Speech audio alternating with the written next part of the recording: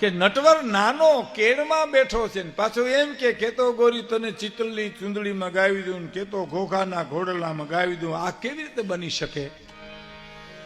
નટવર નાનો તો કેળમાં બેઠો ને એની શું તાકાત, શું એમ કે છે? મુંબઈમાં તખતદાનભાઈ ને પૂછ્યું, હે તખતદાનભાઈ જવાબ આપ્યો સાહેબ દાન અલગારી કે આ ખોટું તમે સમજો ને આ ગીતને.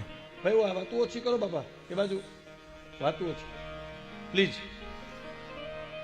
ખોટું આ ગીત છે તો ખોટું જ હોય, અને ખોટું હોય તો જીવતું ન હોય, મરી ગયું હોય. સોરઠ જીવવા ન દે પણ જીવે છે એનું કારણ એની પાછળ એક સત્ય ઘટના બની છે. દુકાળ પડેલો કાઠિયાવાડમાં, મરકીનો રોગ નીકળેલો સાહેબ. બહુ સરસ પ્રસંગ છે આ. એ મરકીના રોગમાં માણા મંડું મળવા, ગામડે ગામડું મંડું ખાલી થવા. એ રોગમાંથી બચવા ખાતર એક 10-12 વર્ષની દીકરી ઘરેથી નીકળે, અને એવો રોગ હતો કે માણસને બાળવા માટે બળતણ ન મળતા સાહેબ. ભેખડ્યું.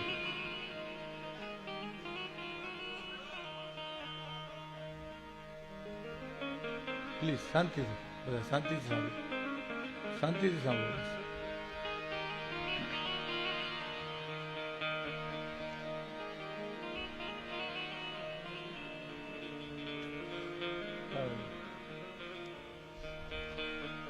માણસને બાળવા માટે તેથી બળતણ નહોતા મળતા. તેથી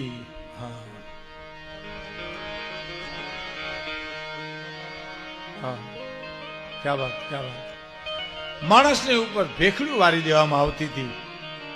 એવા રોગમાંથી બચવા ખાતર એક દીકરી નીકળે છે. ક્યા વાત. ક્યાં જાઉં, કેમ બચું? વિચાર આવ્યો, મામાને ઘેરે વહી જાઉં. મામાને ઘેરે જાય છે, ગામના પાદરમાં આવે છે, ઊભી બજારે હાલતી થાય છે. શેરીમાંથી આમ ખડકીમાંથી ગડકીને જ્યાં અંદર જાય મામાને ઘેરે, તાને કાને શબ્દ પડ્યા, કોક મરણ પથારીએ પડ્યું છે. અરે રે, કોકનો જીવ નથી જાતો, કોણ હોય છે આ? જોવા માંડી દીકરી 10-12 વર્ષની. એક ખાલી ઓરડો હતો ને, આ બનેલી સોરઠની હકીકત. એક માં પડી હતી સાહેબ, એનો જીવ નહોતો જાતો.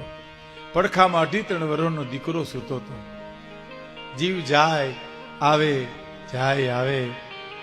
10-12 વર્ષની દીકરી જેને એમ કે છે, માં, હા બેટા, તમારો જીવ નથી જાતો? ના દીકરી, મારો જીવ નથી જાતો, કારણ કે મારા આ રોગમાં મારું આખું કુટુંબ ખલાસ થઈ ગયું. છેલ્લો મારો વારો છે. મારા 2.5-3 વર્ષના દીકરાને ઉજેરી મોટો કોણ કરશે, એટલે મારો જીવ નથી જાતો. માં મરી મળદું પડ્યું, જેના છોરું ઉર ચડે એને ધાવવા દેતું થોડી ઘડી ઠાકરા. ઘણ ગાવ્યા ઘણ પોખિયા, જેની મીઠું મળ્યું ના એવા માણા મારી માં તું થોડી ઘડી ઠાકરા. દીકરી, મારો જીવ નથી જાતો. અને સાહેબ, સૌરાષ્ટ્રની 10-12 વર્ષની દીકરી બોલે, હે માં, એમ કરીને તારા દીકરાને મને તું વચનથી પરણાવી દે, હું ધણી તરીકે ઉજેરીને મોટો કરીશ. બસ તારા જીવને સદગતિ કરી દે માં, એક વચનથી મને પરણાવી દે. અને સાહેબ, 10-12 વર્ષની દીકરી 2.5-3 વર્ષના દીકરા હારે એક ડોશીના વચન ખાતર પરણીતી. ડોશીમાનો જીવ નીકળી ગયો, વયો ગયો માડીનો. અને પછી એ 2.5-3 વર્ષના ધણીને કાખમાં બેહાડી ગામના પાદરમાં પાણી ભરવા જાતી છે. 2.5-3 વર્ષના ધણીને કાખમાં બેહાડી અને છાણનો હુંડલો નાખવા જાતી છે. અને બજારમાં બેઠા કંઈક જુવાનો એને પ્રલોભન આપતા હશે કે કેતો ગોરી, તને ઘોઘાના ઘોડલામાં ગાવી દઉં.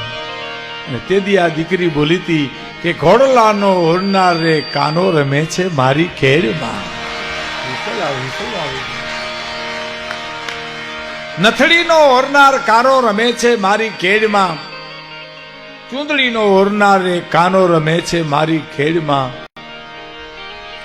અને 10-12 વર્ષની દીકરી બોલી છે કે હું લાચાર છું કે મારો નટવર નાનો કેડમાં બેઠો છે, એટલે તમે મને એમ કહો ને કે નગરની ચૂંદડી મગાવી દઉં, નથડી મગાવી દઉં, ચિત્તલની ચૂંદડી મગાવી દઉં. નકર તાકાત છે કે તમે મારે હામી આંખ ઊંચી કરી હગો. એ લાચાર છું કે નટવર નાનો મારી કેડમાં રમે છે. આ ગીતના ઊંડાણ છે સાહેબ. હા, અમુક ગીતોને તમે ન સમજો તો આમાંથી મજા જ ન આવે. હવે